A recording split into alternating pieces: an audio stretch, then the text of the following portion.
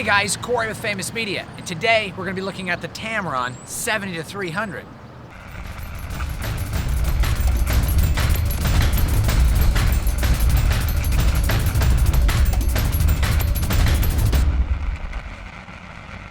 So today we're looking at the Tamron 70-300 f4 to 5.6. Yes, the aperture does change a little bit. However, don't be confused between this lens and the 70-200 from Tamron, which is the f2.8. That's more comparable to the Nikon 70-200 f2.8. However, where this lens shines is two categories. Price, because it's so cost effective, this lens can be had for around $450 new, give or take a little bit, or in the $300 range used, depending on where you get it. This is a fantastic lens. The quality of this lens is very, very good. The best thing about this lens is if you're not shooting anything in low light conditions and don't need the speed of an f2.8 lens, this is for you.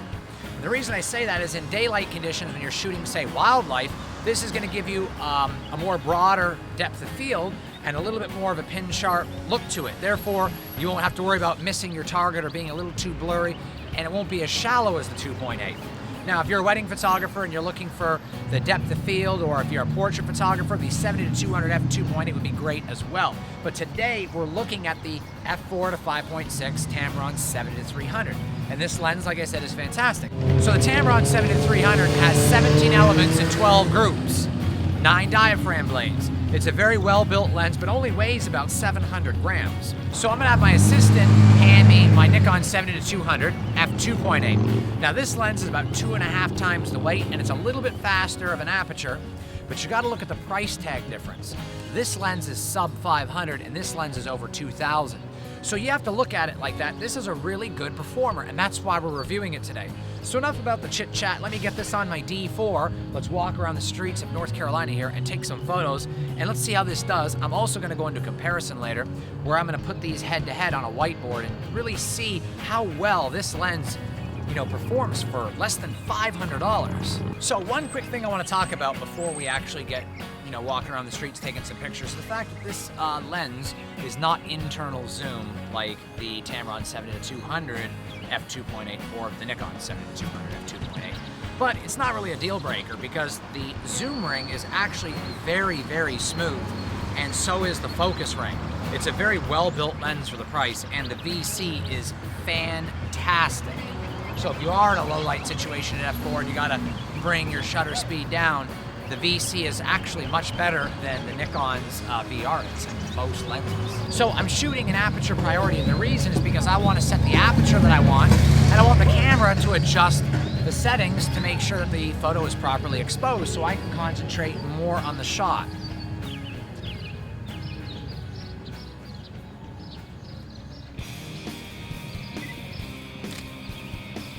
The VC really works. It's a very good system. The Tamron 70-300 is also much more broad range than the 70-200 is. You would not believe how well 300 comes in handy when you're trying to focus on something really far away. It fills the frame at quite a distance. That speed limit sign that I'm looking at right now has got to be about 120 feet away, and I can almost fill the frame with it. And at 300 millimeters, the VC stabilizes the image drastically. I could probably get a shutter speed of 1/20th at 300 millimeters. And we're gonna put that to a test later. We'll see if that guess was accurate.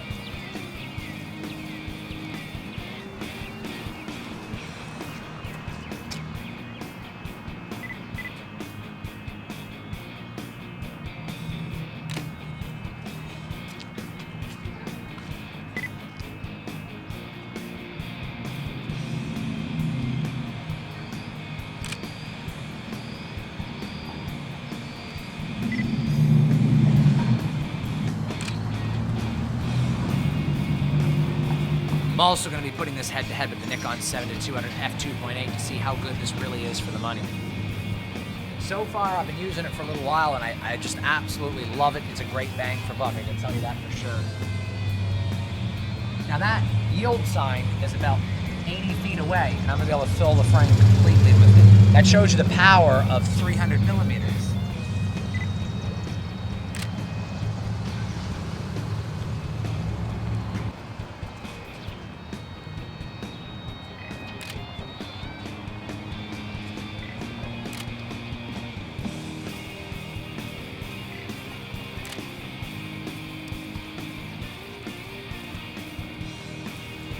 One of the greatest things about this lens, like I've said before, is the price, of course.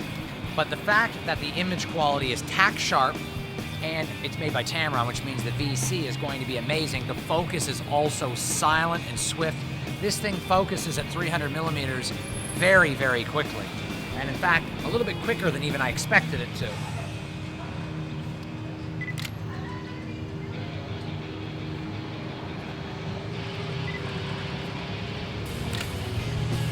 The 70-300 focal range is very broad and gives you such an ability on the streets. Although 70 millimeters is not that wide, and in most situations may not be wide enough, the 70-300 range is great for shooting things that are far away, such as wildlife or buildings that are further away, or just for compression, for that compression effect when you're doing urban landscape photography.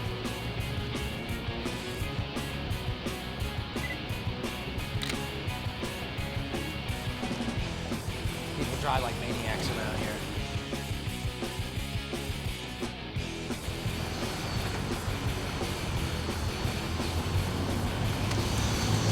We don't watch every direction walking around here, we get creamed. I'm gonna turn the camera on my videographer.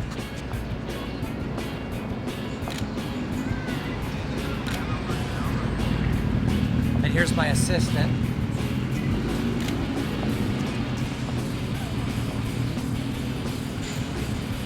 A lot of nice scenery down here. Again, I'm limited. 70-300 doesn't give me very much of a wide enough focal range to shoot the vast landscape in this area, but 300 millimeters I can shoot pretty far away. I'll give you an example of those individuals down there on a bicycle. I can shoot them about 300 feet away.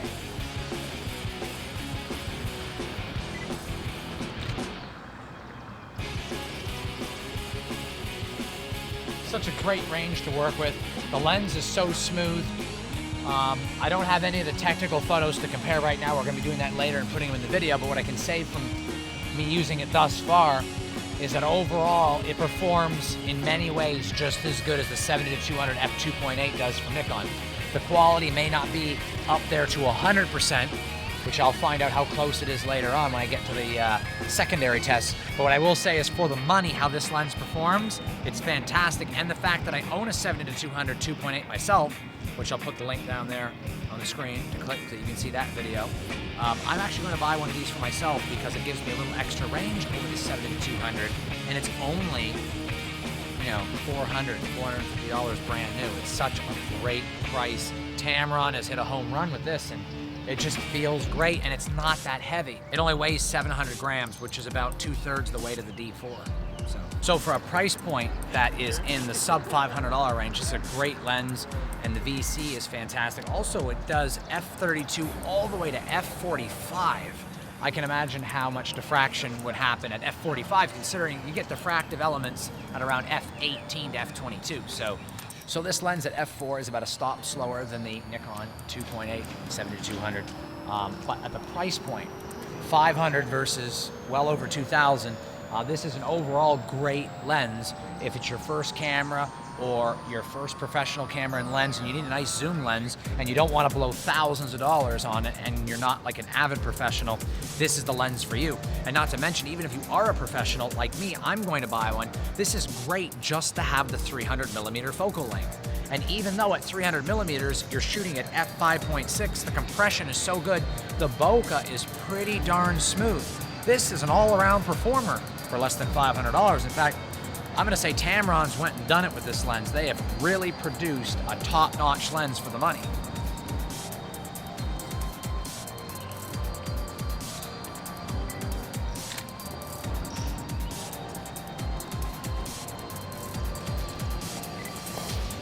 And the VC is just absolutely mind-blowing. In fact, the VC on this lens is better than the 70-200 Nikon f2.8 by a long shot. I even did a review on the 70-200 f4, which I'm gonna put the link right there on the screen, and the VC on this is better than the VR on that, and that is the new VR, which some people call the VR3. And don't forget the video me and my videographer did in Florida last year, the 70-200 f2.8, which I'll put the link there as well. and this is definitely a better vibration controlled lens than either of those lenses. And this lens here is only 1/3 of the price of the f4 Nikon and less than 1/4 of the price of the f2.8. This is a stunning lens for the money.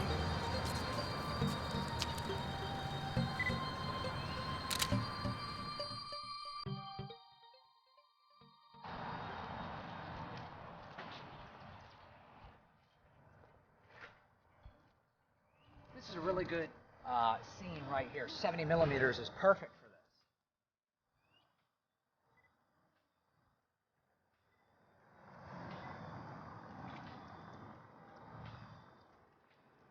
Trying to bring you guys as many videos as I can. Everywhere I go around the country and world, I try to get as many videos as I can. We've got a couple of videos coming from Florida and a couple more videos coming from here in the North Carolina area, and I'll be back in New York City in a couple of weeks, and we're going to be doing more stuff up there, so lots of stuff to come.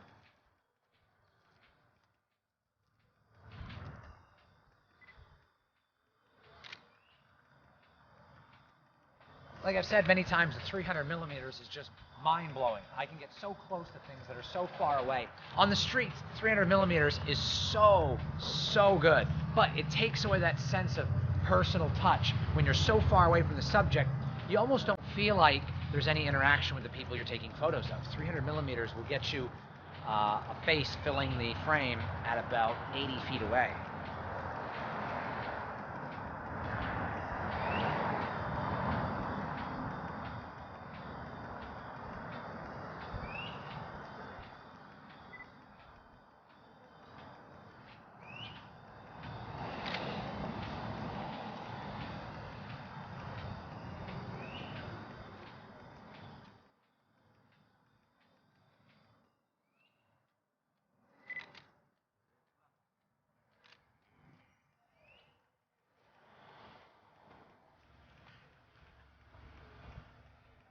Again, I'm about 80 to 100 feet away from this sign. I'm able to fill the frame completely. It's pretty amazing how you can shoot something so far away and fill the frame. The 300mm range is so great for getting those shots you normally couldn't get with another lens. I'm gonna get a picture of the Jag. I love cars.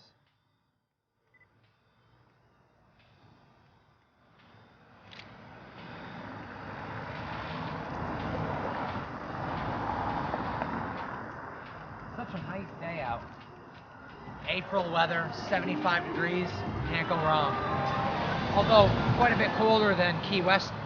When we did our other video in Key West and Miami Beach, it was about 95 degrees down there.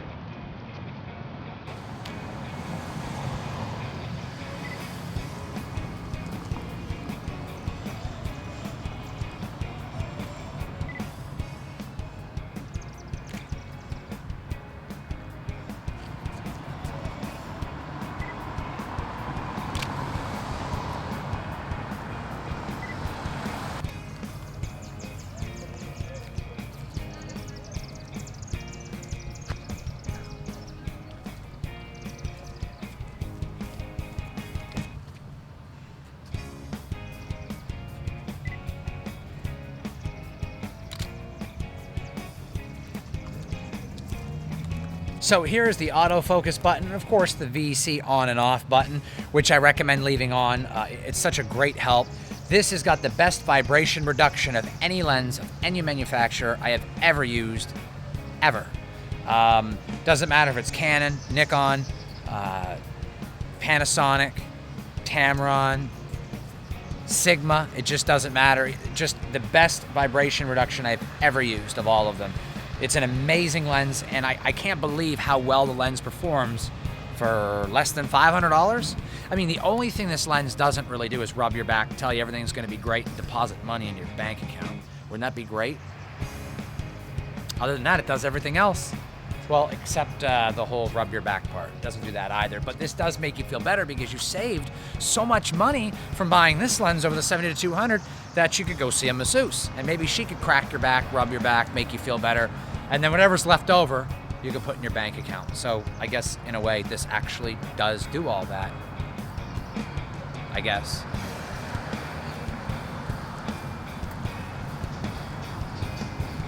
But all kidding aside, this lens is fantastic. Like I've said over and over again, we're walking the streets taking pictures of it. It feels great in the hands. And I feel that no matter how far the subject or something I want to shoot is, it just gets me right up there.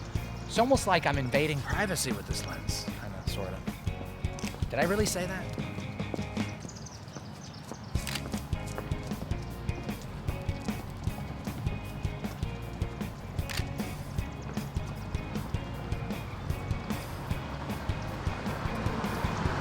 There's a natural way you can shoot people on the streets without invading their privacy. You step back just a little bit, you take the pictures and you move on. You don't make it obvious. I got a model coming into the shoot this weekend, so I've got a nice instructional video on how to do modeling and portraiture in direct sunlight and stuff like that. So it's gonna be fun this weekend too.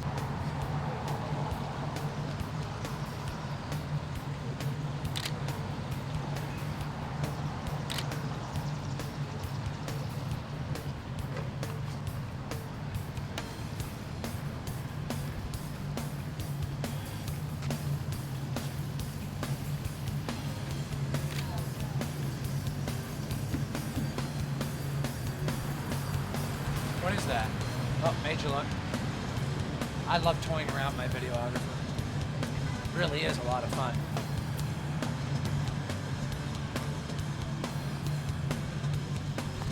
Now, if only my assistant would bring us some ice cream and some cold water.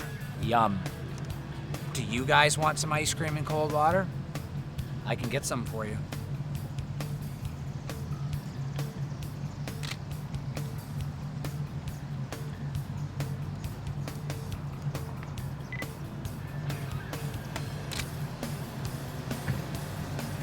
So the filter thread on the Tamron 70-300 is 62 millimeters, unlike the Nikon, which is 77 millimeters on, if not all of their lenses. So if you're an avid Nikon shooter, you're going to have to get a 62 to 77 step-up ring adapter in order to put those on this lens, or buy a bunch of different filters for this lens. When I do it, I probably won't use any filters on it, and if I do, I'll just buy a step-up ring. No sense in wasting money and buying a bunch of different adapters. You just won't be able to use the lens hood with such a large adapter. Let's go ahead and try to cross the street here, see if we can get to the other side without getting squished.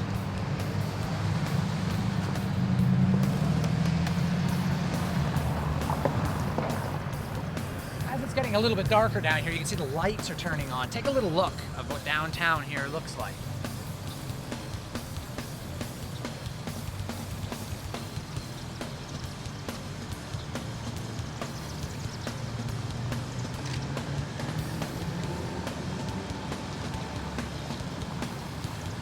Such a nice place, and the weather is so good.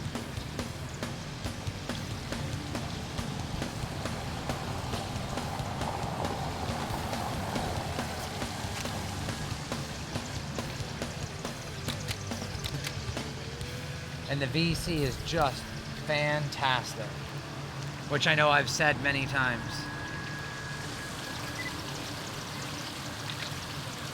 So how does the Tamron perform as far as vignetting is concerned? Well, let's take a look. At 70 millimeters at f4, there is some vignetting in the corners, but it's wide open. By 5.6, most of it's gone, and by f8, there is no vignetting whatsoever. f11, f16, crystal clear.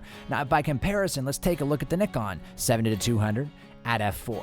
There is a little bit less vignetting in comparison to the Tamron, but f2.8 is its wide open point, not f4. And of course, the rest of the range, f8 through f16, is about the same as the Tamron, maybe a little bit sharper. Now, let's take a look at the 200mm range. First, the Nikon at 2.8. As you're going to see, there's more vignetting on the Nikon at 2.8 than there is at the Tamron at f4. That means the Tamron performs a little bit better while wide open. That came as a surprise. However, by f5.6 and f8, there's almost no vignetting left on the Nikon. F11, F16 are both crystal clear. Now, the Tamron doesn't have f4 at 200mm. It starts at 5.6, so here we go. And as you can see, there's very little, if any, vignetting at all, which is very impressive considering it's wide open at 200mm. And by f8, absolutely no vignetting. Of course, you called it, f11 through 16, no vignetting at all, crystal clear images, love them. Now let's compare the Tamron to the Nikon at 70mm, and at f4 you can see they're very comparable, but the Nikon does have more vignetting, and surprisingly at f8 the Tamron is still a little bit better, but f11 through f16 they're about neck and neck. Now, let's go ahead and take a look at the 200mm focal range. And as you can see, the Tamron doesn't have 2.8 or f4. It actually starts at 5.6 at 200mm. So let's start the comparison there. And you'll see that the Tamron has slightly less vignetting than the Nikon does. But by f8, they're neck and neck, and they follow that trend all the way through to f16. Now, this is a punch and a kick to Nikon. Tamron are fighting hard, and the amazing thing is this lens is less than 25% of the cost. The Tamron 70-300 is a well-played chess move, in my opinion. And the reason I say this is because of the fact that its performance-to-price ratio is unheard of. At f4 and above, this lens is equal to the Nikon 70-200, which is their flagship lens priced well over $2,300. And considering this lens is less than $500 makes it astounding. It's time to make some room in your camera bag for this nifty little monster, and I can promise you, you will not regret it. So guys, the Tamron 70-300 f4 to 5.6 is an amazing lens. In fact, there's not a word that I could put on it. For less than $500, I'm blown away. This lens has got a great bang for buck, a 70-300 focal range with an f4 to 5.6, which I thought was going to hinder performance. And surprisingly, the f4 to 5.6 performs very well. Granted, it's a stop slower than the f2.8, but in daylight conditions, you won't even notice it, especially if you're shooting wildlife. The lens has amazing vibration reduction, which Tamron calls VC, and it performs better than any lens I have ever used. Tamron is on fire. This lens performs 17 elements, 12 groups, 9 diaphragm blades. It's just the best bang for buck, period. In fact, I am going to buy one for myself after using it. I'm going to be doing a comparison also on some other lenses like the 50mm 1.4 and 1.8, as well as the 85mm 1.4 and 1.8. Those are to come. Got some other videos from Miami, Key West, all over. If you guys like my videos, want to support the channel, you want to purchase any of the gear I review, like the 70-300, the Nikon D4, please use the links down there in the information box, and of course the links that I'm filling up the screen with right now. But in any case, this lens is great. If you don't have one, get it. If you have a 70-200, get it anyway. It's that damn good. I'm Corey of Faymus Media. Please subscribe, support the channel, and happy shooting.